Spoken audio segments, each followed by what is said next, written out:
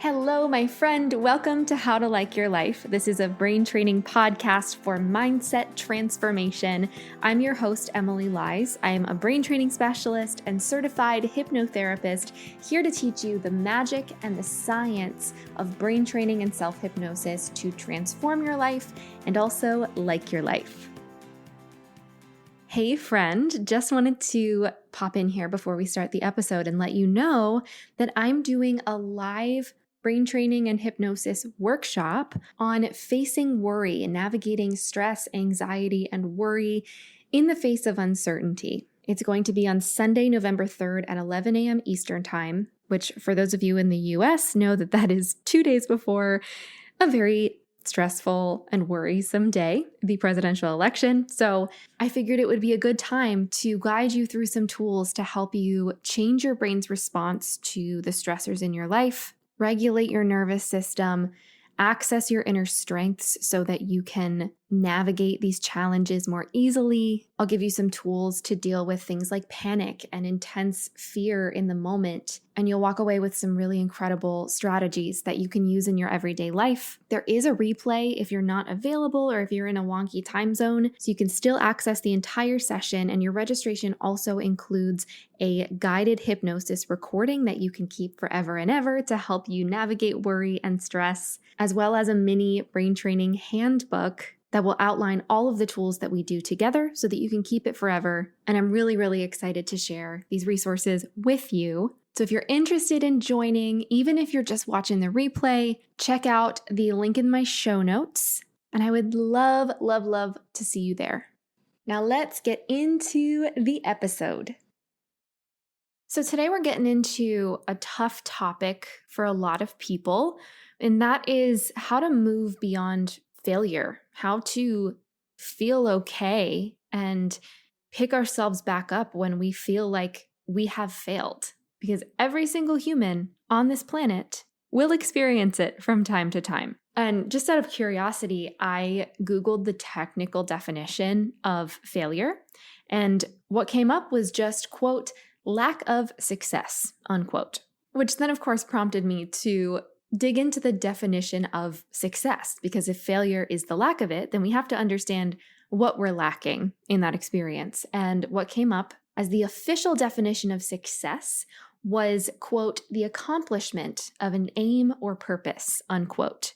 So that would then mean that failure is when we do not achieve a certain aim, when we don't reach some kind of desired outcome, or when things don't go our way. And we've all experienced that, right?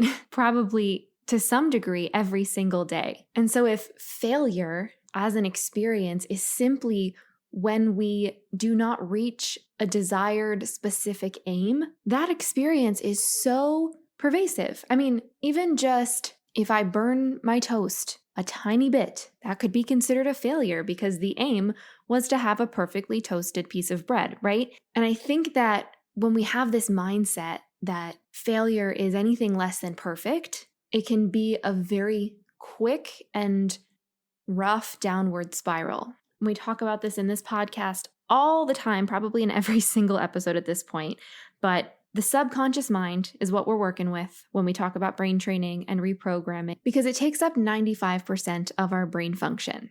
95%. It's home to our beliefs, our emotions, our fears, our habits, our coping mechanisms, our default ways of being, our memories, and so on and so forth. And the subconscious mind learns from experience. When we have repeated or emotionally heightened experiences, the subconscious mind learns from it and forms beliefs and outlooks and expectations.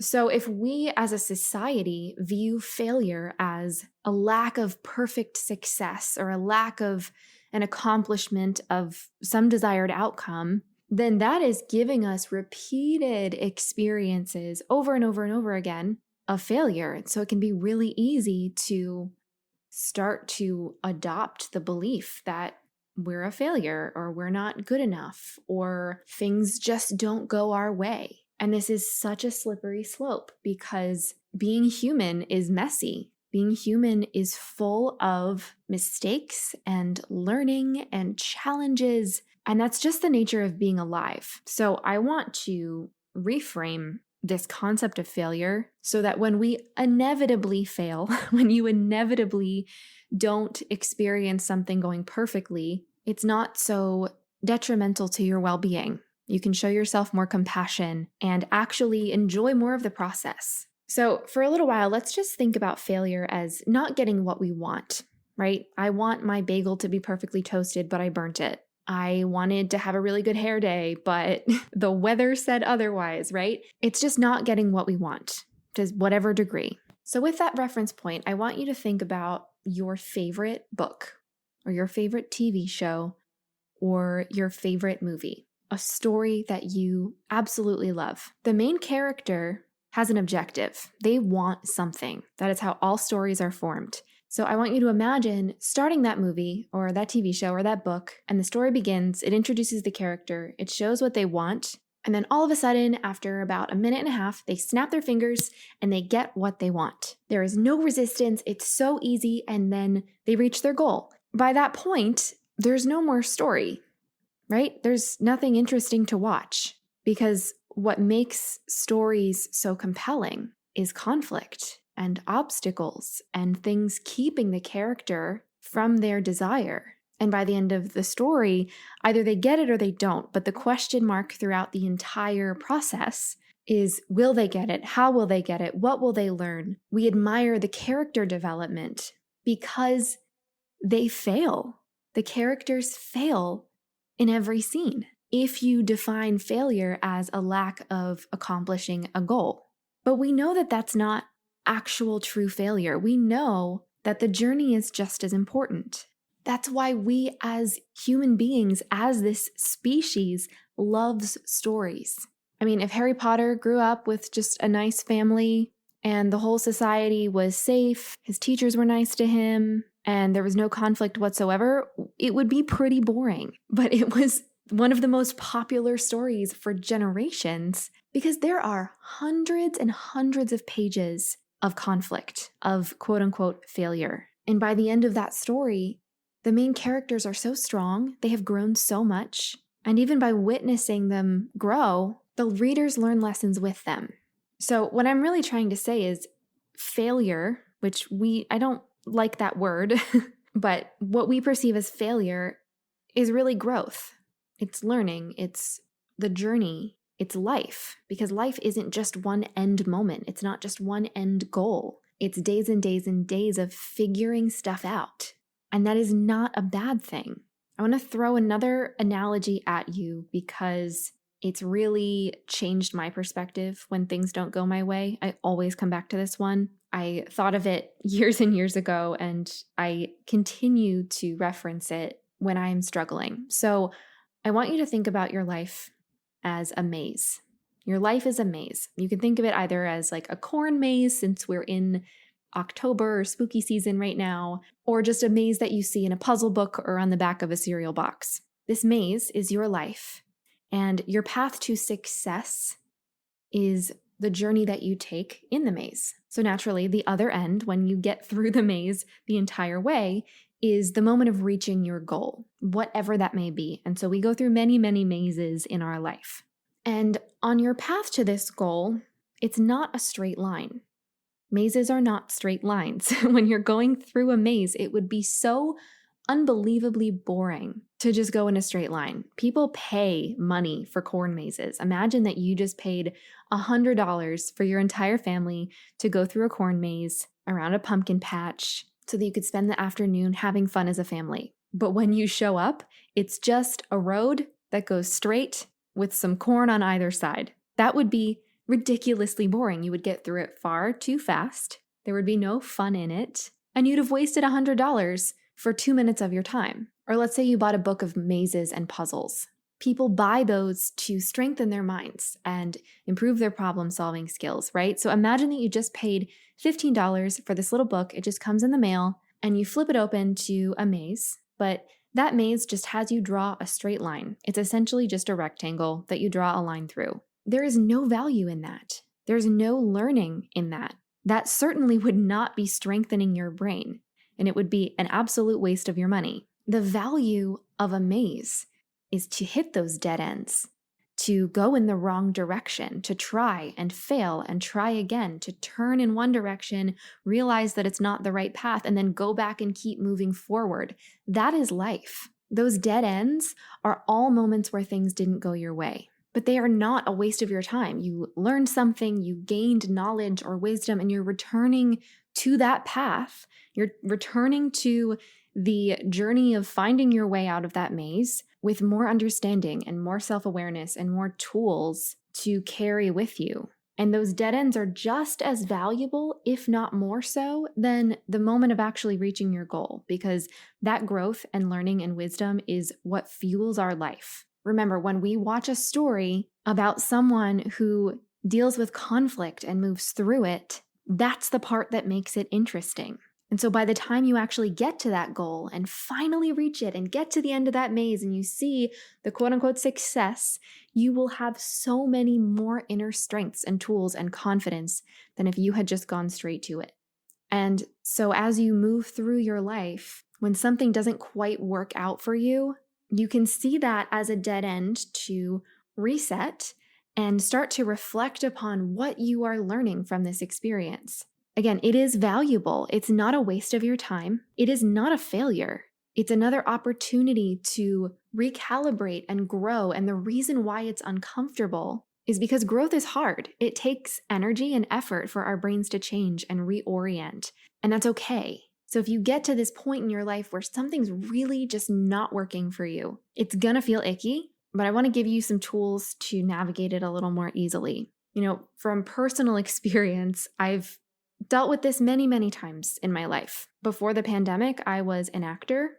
And so my life was auditioning, and that is full of dead ends, full of rejections. You put so much energy into those auditions, and it's really hard when the rejections come. And in my business, in brain training and hypnosis now, I've seen that a lot as well. And my acting career has really equipped me to be more prepared for these kinds of pivots. So when I first got started with teaching these brain training and hypnosis tools online, I made a 6-week online course.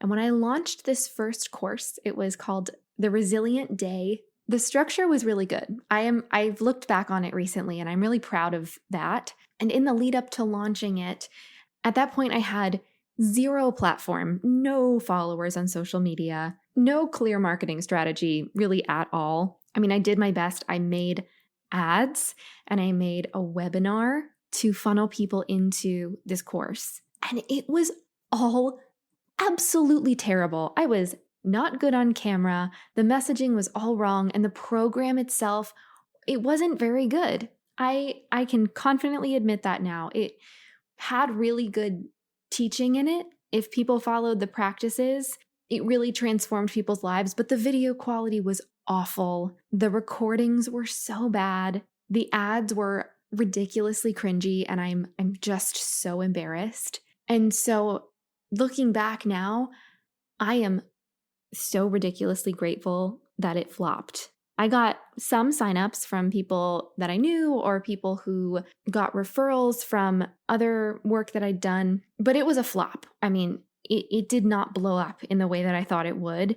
And thank God, because it would have been so embarrassing if it had been wildly successful, if that was the thing that made me famous or that I would be known for. It doesn't represent me. And I know now that that's why it didn't do well. That wasn't my thing. It wasn't my moment. And over the years, I have learned so much from that failure, if we want to call it that. I've learned how to market myself. I've built a platform. I've created a course that I'm so proud of that has the bones of that first course. A lot of the practices are similar, but my program now, Hypnotic Empowerment, is something that I look at and I am really proud of myself. I am comfortable with thousands and thousands and thousands of people seeing it. And again, if I had been wildly successful with that first program, I wouldn't have been forced to revamp it and revise it for years and years to make it what it is now. I wouldn't have been able to create new approaches that resonate with people even more and make it more effective because I wouldn't have had a reason to. So failure is good, my friend.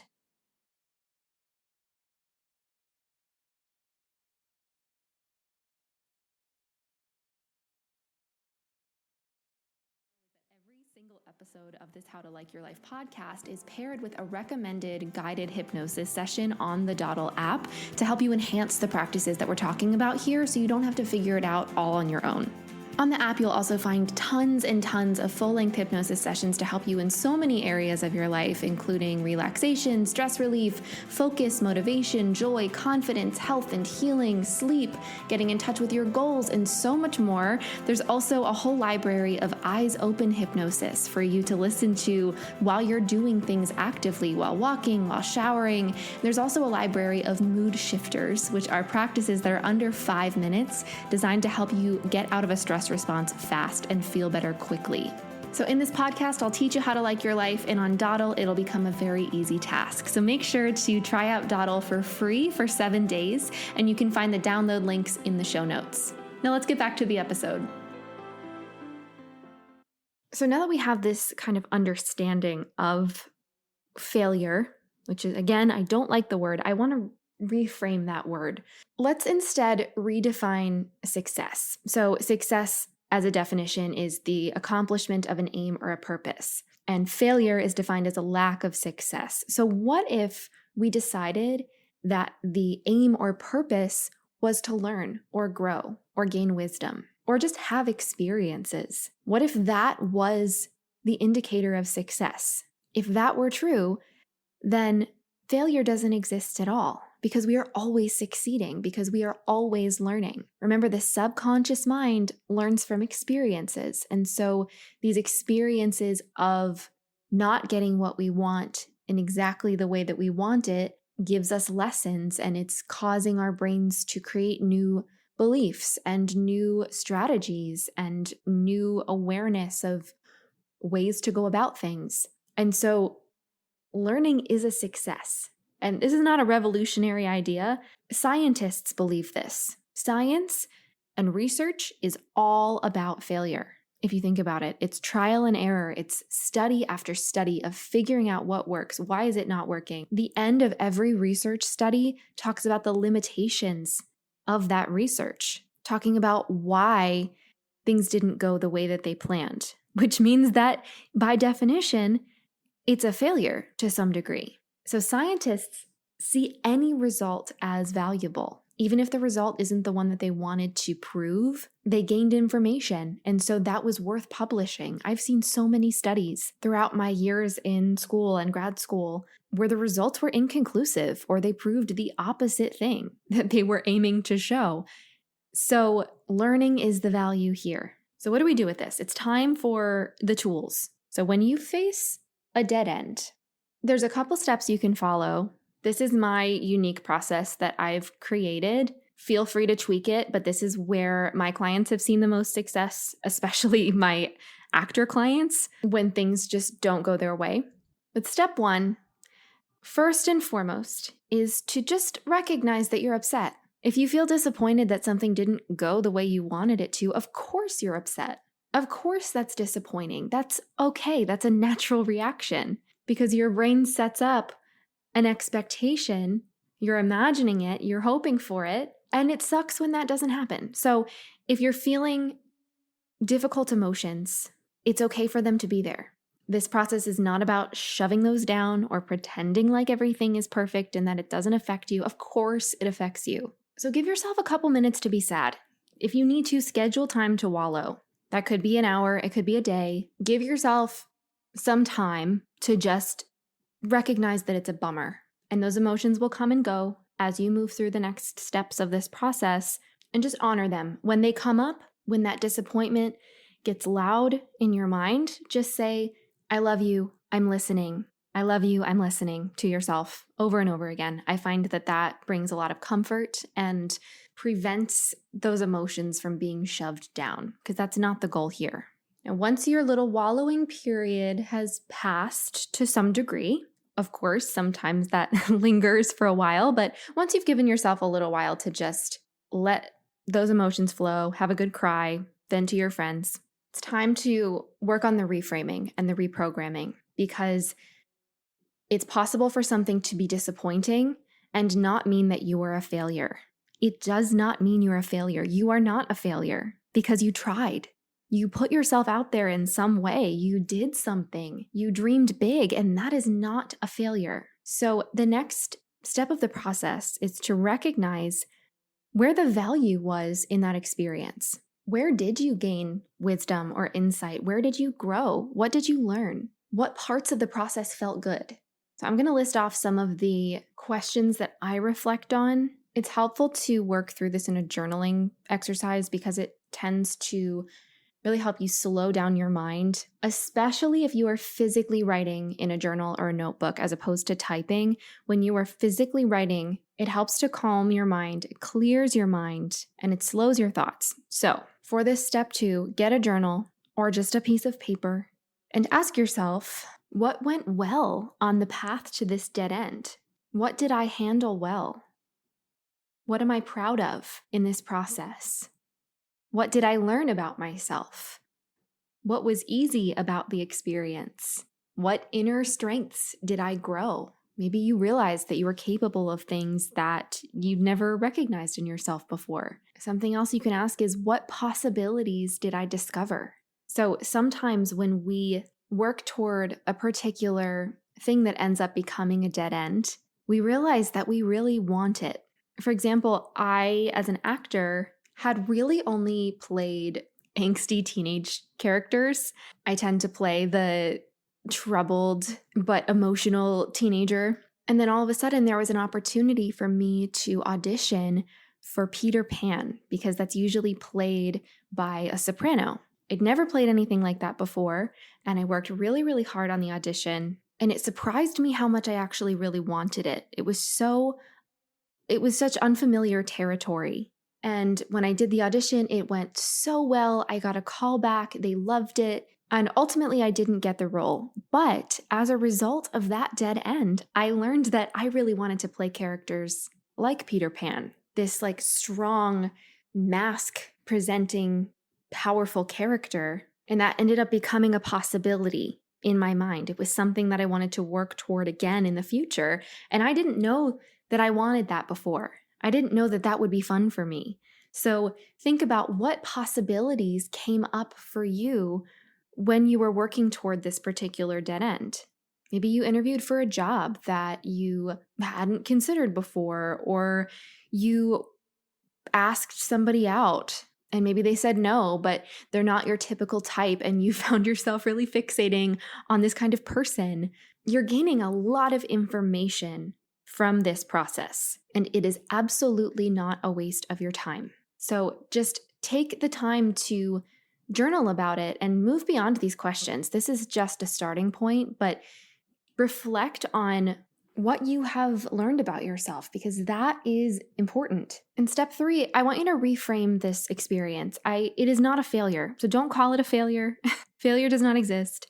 Most people find themselves really grasping and clinging to a particular outcome. They say to themselves, this is it. It's going to be different this time. This is my path and it has to be. And then when it doesn't work out for them, they say, I've failed, so I'm a failure. So instead, as you move through the endeavors in your life, as you work toward things, no matter what the outcome, I want you to start looking at it as an opportunity to learn. When you go through this journey, it can help you release expectations of an outcome when you ask yourself, what am I going to learn from this process? And then whether you quote unquote succeed or not, whether you get that thing or not, you can reflect and say, look how much I learned. Instead of saying I'm a failure, look how much I learned. Look how much I've grown, because it's true. And then you can take all of these inner strengths and inner resources and knowledge and put it into finding another path toward that goal. Maybe you have an entirely new goal because of this experience. So from here, moving into step 4, you can recommit yourself to this goal. And the best way to do this, the best way to show yourself that you are still capable of quote unquote success, which is just achieving that thing you want, is to visualize it, mentally rehearse it again and again. Visualize yourself having that outcome of some kind, living that life that you want. Do it every single day, even if it's just for 2 or 3 minutes when you first wake up. Think to yourself, wouldn't it be so nice if my life looked like this? And then close your eyes and visualize what it is that you want. And this works because the subconscious mind does not know the difference between what is real and what is vividly imagined. It doesn't know the difference between imagination and reality. So by giving yourself this experience in your mind of living the life that you want, making it vivid, focusing on the things that you see and smell and taste and hear and feel, and really letting yourself feel the emotions of your future, your brain is having an opportunity to use that experience to form the belief that you're capable of it. Because when we fail repeatedly, it can be really easy to fall into the trap of, oh, this didn't work out, which means I'm a failure, which means I'll never get what I want. And that's just because your brain is focusing on that one experience. But if you start to give yourself these new experiences of living that life for real, even if it's just in your mind, it's going to help you really channel your energy back into finding your way through the maze. It's just a dead end. And the coolest thing is that when you go through one of these dead ends, when something doesn't work, you are one dead end closer to reaching your goal. You're one failure away from a success. I use this process every single time I don't get what I want. I teach this to my clients. I teach this particularly, like I said, to my acting and performing arts clients because failure is part of the job. And let me tell you, I have seen some really incredible transformations in these people. All of a sudden, these experiences aren't getting them down. Instead, it's lifting them up and helping them feel stronger. And whenever I talk to my clients who've done this process in their life, in their career, they say to me now that they're no longer afraid of trying, because we hold ourselves back from trying because we don't want to fail, because failing doesn't feel good. But when we really lean into the value of what that opportunity gives us, it makes it so much easier to just try. Because if I hadn't tried with that terrible online course that I made years and years ago, I wouldn't have the course I have now, because I wouldn't have learned those lessons. I wouldn't have created Hypnotic Empowerment, which is the great, great, great, great grandchild of the program I first made. The purpose of this podcast is to really offer you practical strategies that you can implement to help you feel better and like your life. That's why it's called How to Like Your Life. The emphasis is on the how.